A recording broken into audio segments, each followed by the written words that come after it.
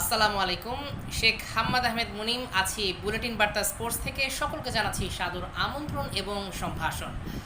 দীর্ঘ ১৫ বছর পর ক্যারিবিয়ানদের বিপক্ষে ক্যারিবিয়ানদের মাটিতেই আরও একবার টেস্ট ম্যাচ জিতল বাংলাদেশ। মেহেদী হাসান মিরাজের নেতৃত্বে বাংলাদেশ এ অসাধ্য সাধন করল। সাকিব আল হাসানের সেই গ্রানাডার রূপকথা ফিরে আসলো মেহেদী হাসান মিরাজের দ্বারা ২০২৪-এ এসে।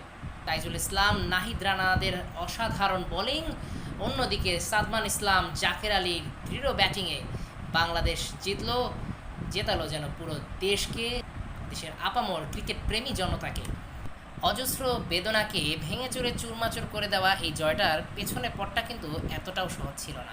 বাংলাদেশ ভারতের মাটিতে গিয়ে নাকানি চুবানি খায় এবং রীতিমতো খেই হারিয়ে বসে। এরপর ঘরের মাঠে সাউথ আফ্রিকার বিপক্ষেও টেস্ট সিরিজে হোয়াইট ওয়াশ হয়ে বসে। তারপর নিউট্রাল মাঠ অর্থাৎ সংযুক্ত আরব আমিরাতের মাঠে গিয়েও আফগানিস্তানের বিপক্ষে ওডিআই সিরিজ হেরে আসে। যেন পরাজয়ের বৃত্ত থেকে কোনোভাবেই বের হয়ে আসতে পারছিল না বাংলাদেশ জাতীয় ক্রিকেট দলের খেলোয়াড়েরা। এরপর আসলো উইন্ডিজের মাটিতে উইন্ডিজদের বিপক্ষে টেস্ট সিরিজ, যেখানেও প্রথম টেস্টটা খুব বাজেভাবেই কিন্তু হেরে যায় বাংলাদেশ দল। এবং দ্বিতীয় টেস্টে মাঠে নামার আগেই নাজমুল হোসেন শান্তর ইনজুরি ক্যাপ্টেন্সিতে পর্যন্ত পরিবর্তন আনাতে বাধ্য করে। এবং এরপর যা ঘটলো তা তো ঘটলই। সাদমান ইসলাম এবং মেহেদী হাসান মিরাজের ব্যাটিং দৃঢ়তা সত্ত্বেও অন্যান্য ব্যাটারদের অসহযোগিতায় বাংলাদেশ মাত্র ১৬৪ রানেই প্রথম ইনিংসে গুটিয়ে যায়। এবং এরপর উইন্ডিজরা দারুণভাবেই শুরু করে নিজেদের প্রথম ইনিংসের পর্ব। এক পর্যায়ে তারা ৯৪ রানে ২ উইকেটের অবস্থায় ছিল, কিন্তু এরপর নাহিদ রানার পেস রীতিমতো বুঝেই উঠতে পারছিলেন না ক্যারিবিয়ান ব্যাটাররা।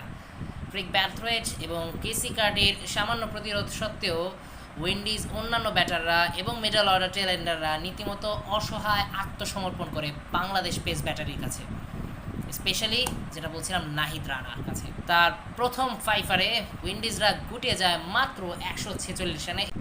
১৮ রানের লিড নিয়ে তৃতীয় ইনিংসের খেলা শুরু করে বাংলাদেশ দল এবং এবারে কিন্তু নিজেদের একেবারেই বদলে ফেলে ওই লাল সবুজের পতাকাবাহীরা।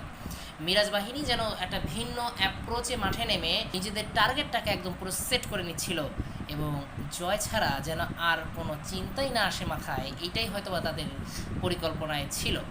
না হলে এমন কাউন্টার অ্যাটাকই বা যাবে কেন। সাদমান ইসলাম তিনি আরও একটি দারুণ নক খেলেন।